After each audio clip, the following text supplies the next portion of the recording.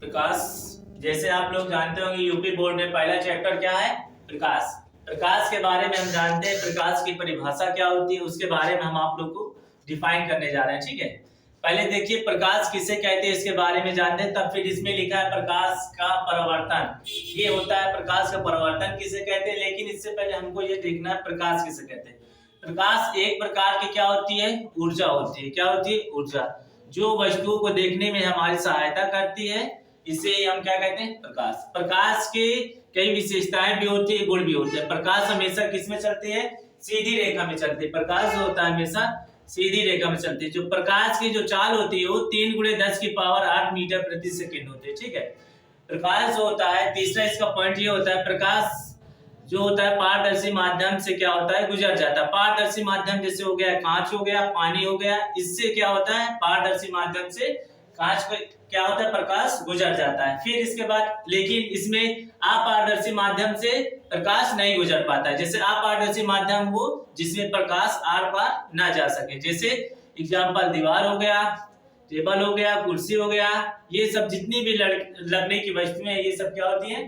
अपारदर्शी है, जिसके आर पार हम लोग प्रकाश को नहीं देख पा या प्रकाश को नहीं गुजारा सकते। फिर उसके बाद आते हैं, इसमें हेडिंग जो पड़ी है आपका प्रकाश का परावर्तन। प्रकाश का परावर्तन किसे कहते हैं? हाई स्कूल में मोस्ट इंपॉर्टेंट क्वेश्चन है, पूछा जाता है। तो प्रकाश का परावर्तन किसे कहते हैं? जब कोई प्रकाश की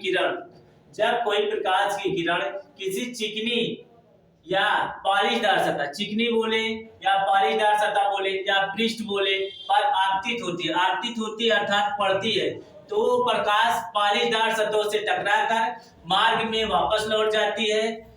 इस घटना को प्रकाश का क्या कहते हैं? परावर्तन। जब कोई प्रकाश की किरण किसी पॉलिशदार या चिकनी सतह पर आपतित होती है यानी पड़ती है, तो आपतित होने के बाद टकराकर उस मार्ग में वापस लौट जाती, इस घटना को प्रकाश का क्या कहते हैं?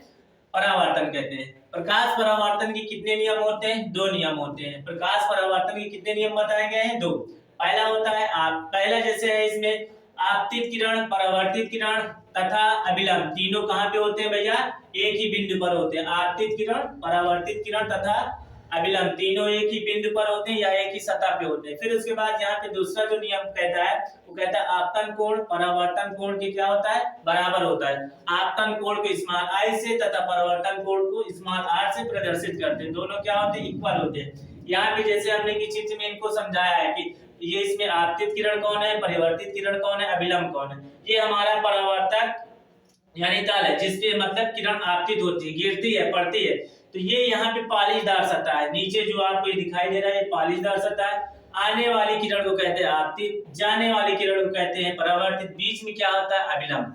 यहीं पे देखा जाता है कि ये कोण जो आई है, ये कोण आर की क्या होता है? बराबर होता है। ये दूसरा नियम यहाँ पे फॉलो होता है। यहाँ पे देखते हैं हम, तो यहीं पे ये होता है प्रकाश का परावर्तन के यही 2 नियम है जो आपको इस बोर्ड में दिखाया गया है, दर्शाया गया है।